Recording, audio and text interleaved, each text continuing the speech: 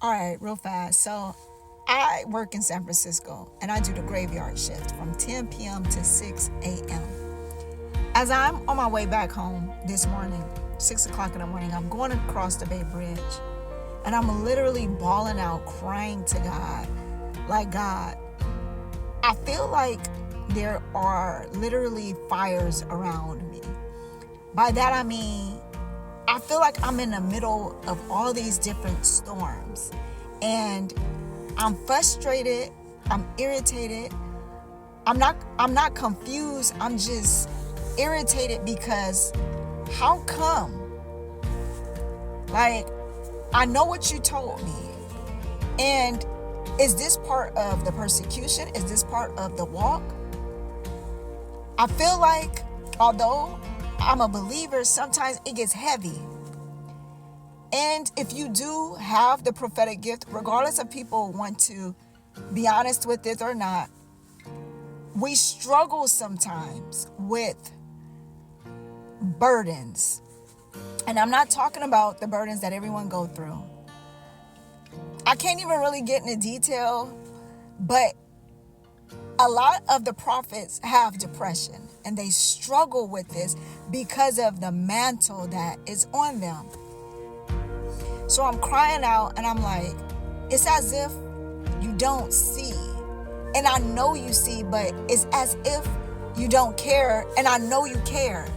So either you want me to just figure things out on my own, or I'm doing things wrong. So I get home, I'm kind of in my feelings a little bit, and I get a text message from my pastor and his wife. We're in a 3 message. This is early in the morning. And he says, hello, woman of God. I heard a audible voice at 3:50 in the morning telling me to call you. At 3:50 in the morning, I was at work struggling. At 3:50 in the morning, my mind was messed up.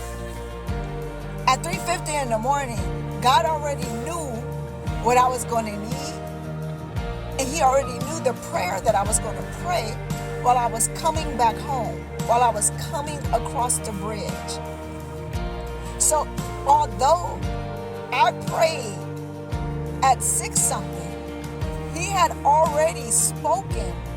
He had already woke up my pastor, and him and his wife started interceding on my behalf.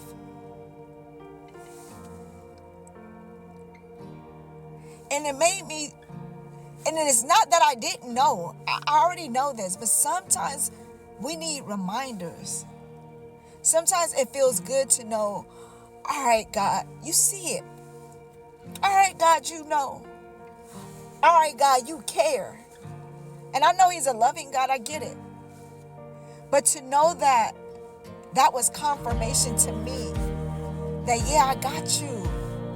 Yeah, I know what you're going through. Yeah, I see. But don't give up, because I'm with you. And not only am I with you, I'm going to send those that I love. I'm going to send those that I trust. And I'm going to allow them to find you in the spirit right where you are. And I'm going to have them intercede. That's why it is important to be under a good shepherd. Someone who actually is in tune with the Holy Spirit. Someone who actually fasts and prays. Someone who actually cares about the sheep. I've spoken about this before. That's why it's good to be under a good shepherd.